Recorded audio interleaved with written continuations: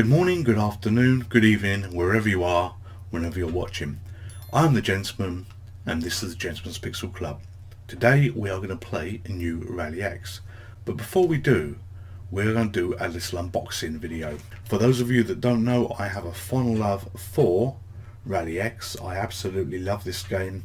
It caused me difficulties in the past, as I mentioned, but didn't go into detail on the Spectrum video that I did. And here is something that just tickled my heart when I saw it, so let's see what it is together.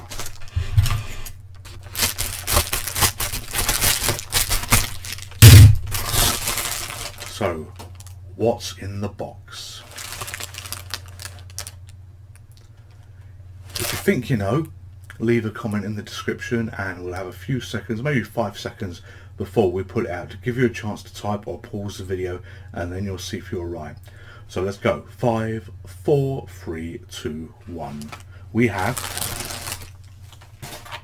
new Rally X, the smallest tiny arcade version of this that I have ever seen. It comes in a little box, it comes with a keyring, and it actually works. So we will show this another day, we will get this up and running another day.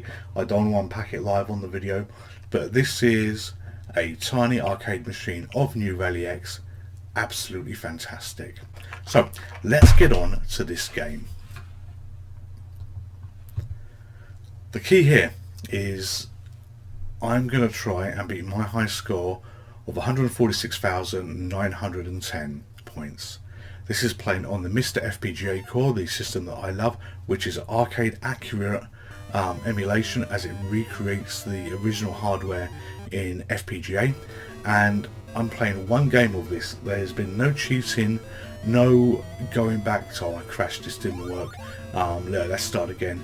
This is one game, one shot to see whether I can beat my all-time high score.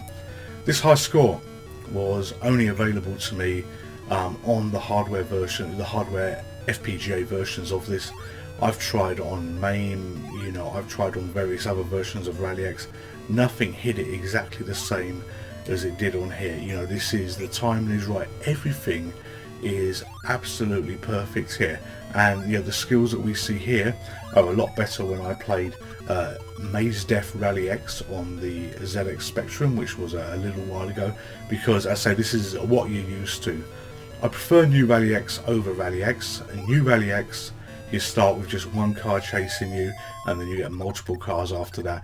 And the key here to try and get the top score is score as many points as you can on the earlier levels. We've only got 2 red cars that will be pursuing us to start off with, and the first goal is to always try and find the flashing flag that has an S next to it. This doubles every single flag that you have on this particular sheet that you're playing and the level that you're on. If you die, that doubling stops, but it's absolutely great. The L flag that you see me have there drains all the fuel as bonus points, and then it resets it back to where it was. So if you see an L flag before you see the S flag, take the L flag because you actually get more points, because it's 100 points for that flag, and by the time the fuel drains, comes back, you've got the other flag that doubles the points. You've lost points. So the challenging stage, the bonus cars don't move. And here's me getting the L flag first. Actually, that's a bit of a coincidence, but we do. The enemy cars do not move until you run out of fuel. When you run out of fuel, your car slows down to an absolute crawl, and then you have effectively hell on earth trying to complete the game, trying to get through it. You're going to be dead unless you're effectively approaching your final flag. So a systematic way to clear the screen, left to right, top to bottom, always moving to the nearest flags. As I started playing this, I used to go straight over the flags and effectively head in the right direction for the next one. As my skills got better, I learned to double back on myself at times, which does help. Blue screen now. The maze is very different from the first one that you saw. I was having a little bit of trouble with the controls there. The flowers, white flowers, white type lilies around the outside, and as the levels progress, the mazes change colour, the outside border changes colour, the cars add at least one for every level as you get further into the game, and then, you know, it all turns to shit very quickly if you're unlucky. The strategy that I had of getting the S flags and the L flags at the beginning of the game, you know, is now gone because we're on slightly faster levels and we do not want to lose any lives. That's the worst thing that can happen at the moment. These easy levels you should be able to get to round 5, round 6, you know, if you're a reasonable player in any shape or form, with a worst case scenario maybe only one flag that's gone. You can see here, yeah, I've got 3 lives left. I think the bonus life is at 60,000 points. Got the L, which drops the fuel, brings it back in. But this is, as I say, a great game. I first played this in a place called the British Airways Members Club, which was, I think they used to call it the Concord Centre as well. That shows how old it is. Indeed, it's an old game. And, you know, just fell in love with it. As I said on a previous video, got me into difficulties. And what happened here was, I was absolutely addicted to this game. I used to use, I thought I just survived it and then died. Loss of life, level 5, and not great. Yeah, I was addicted to this game. I would put my lunch money in it in the school holidays and everything else like that. And I was surrounded by a group of lads that, let's say, their parents invested more in them in terms of disposable income than what mine did. Not that mine were bad, but, you know, these kids that I had, you know, near me where I was, were given everything and anything they wanted. You know, money was never an object. You know, if I could be surrounded by a group of spoiled brats, I absolutely was. And it wasn't the best environment to be on. You know, one particular chap, you know, he got everything and anything. You know, his parents, although the lottery didn't exist back then, I think had won some kind of lottery or something, because he was never without the latest gadgets, the latest toys. Anyway, this chap, I decided that I would faithfully sell things to. So there I was, borrowing money off him to continue to play the game. His father was involved at this member's place as well. I think he actually ran one of the pavilions, if I recall. So off went this chap to get the money to think, yeah, okay, you know, I'm going to buy things off myself. I was happy to sell these things, and it went on through the afternoon. Back then, you know, about sort of £6, £7, £8 is a hell of a lot of money. You know, if you think of a normal kid's toy back then, I think the Star Wars figures when they came out were a couple of pound each. So, you know, I had a few of these in the quantity in terms of, you know, to visually put the cost of what they were and the money that I borrowed. And all this had been changed into 10p's. Well, most of it had been changed into 10p's. I did have a fondness for crusty rolls with tomato ketchup, butter and pepper in them. Absolutely lovely. If you've never tried one, go ahead and do this. But that aside, you know, it was a case of, yeah, okay, I want a bit of food while I continue my gaming. The problem happened at the end of the day. It's clear that I had not been as truthful as I could have done with what I had to sell. So I hurried off home, pursued by him, who was eager to collect all the things that I had sold him. The problem was I didn't have the stuff. I didn't even own the stuff, so I was a bit of a scallywag, a tea leaf there. And I'm not proud of what I did, but hey, kids are kids. But you know, it was a real shit move. Anyway, managed to lose him on the way home, so to speak, which was a minor miracle because we actually lived next door to where the damn club was. But got rid of him, and you know, I lived on the second floor. Anyway, all hell broke loose because he decided that he wasn't going to bother me. He was going to wait. He waited until my lovely parents got home, and then knocked there.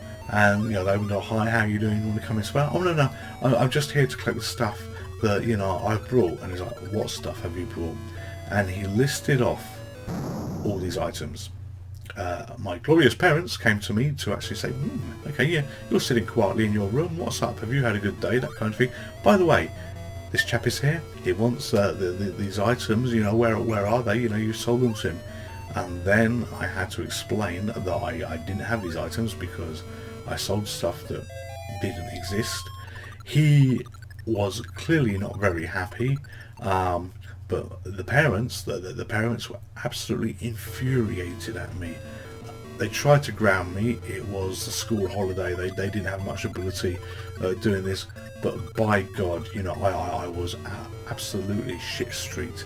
I was forbidden from playing these machines anymore, you know, and I think I mentioned that these were hated, you know, by the parents. You know, this is probably part of the reason why I hated it if I look at it as an adult. So that was my little journey on what went wrong, how to create a major problem one summer holiday for myself, and all of it is Rally X's fault.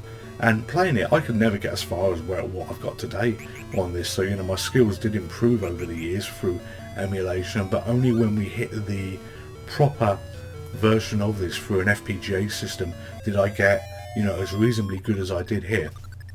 So we're approaching my high score of 146,910, and things are looking really good.